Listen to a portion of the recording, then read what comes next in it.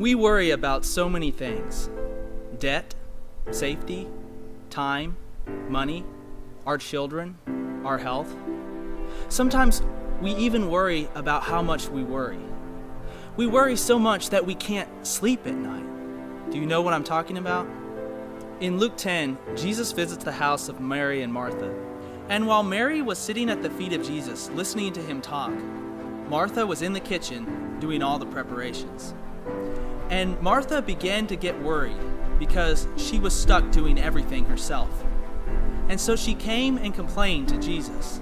Verse 40 says, "She came up to him and said, 'Lord, do you not care that my sister has left me to do all the serving alone? Then tell her to help me.'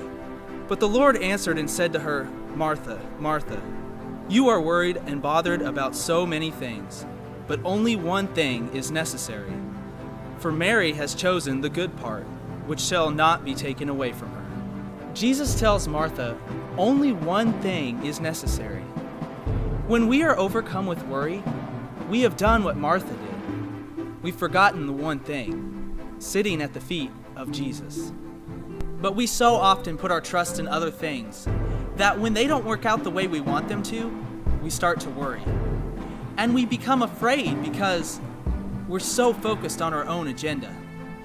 And when something gets off track, we can't handle it because we've lost control.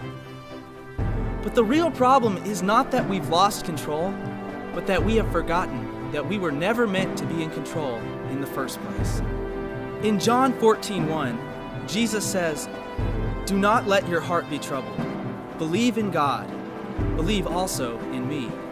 When we wait in the presence of the Lord and hand control over to Him and say, "Lord, your plans be accomplished, not mine," He reminds us that His plans have not faltered. When you put your trust in God, He will take care of you when you can't take care of yourself. Psalms 127, 2b says, "For He gives to His beloved, even in his sleep." That means if you're trusting in God, when you're asleep, He's up working to make sure you're well taken care of. One time I was praying and seeking God about an important decision because I felt like He was leading me to start working for myself, doing contract work. And I was praying and saying, "God, I don't feel like I'm going to be able to provide for my family. I don't feel like I'm going to be able to do this."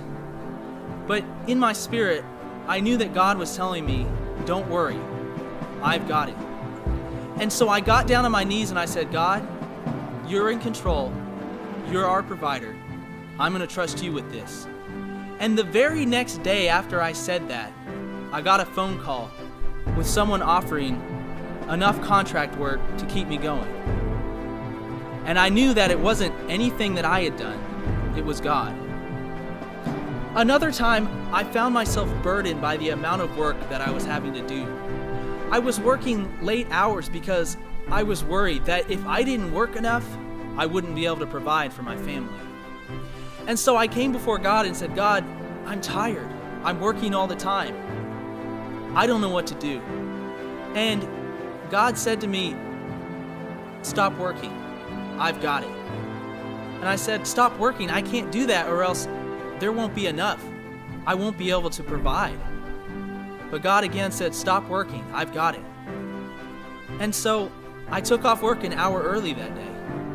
And as soon as I took work off, I went outside and I checked the mail. And in the mailbox was a random check for $500 that I could never have predicted.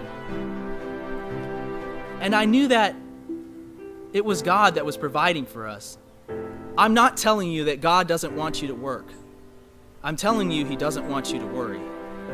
Jesus reminds us of the most important thing. And if you will begin to seek this one thing first, you will see your problems from His perspective and not your own. I bet if an all-powerful, loving God looked down at the issues in your life, He would say, "This is what all the fuss is about? Really? I can handle that. Don't worry." Isaiah 40:31a says, "Yet those who wait for the Lord will gain new strength.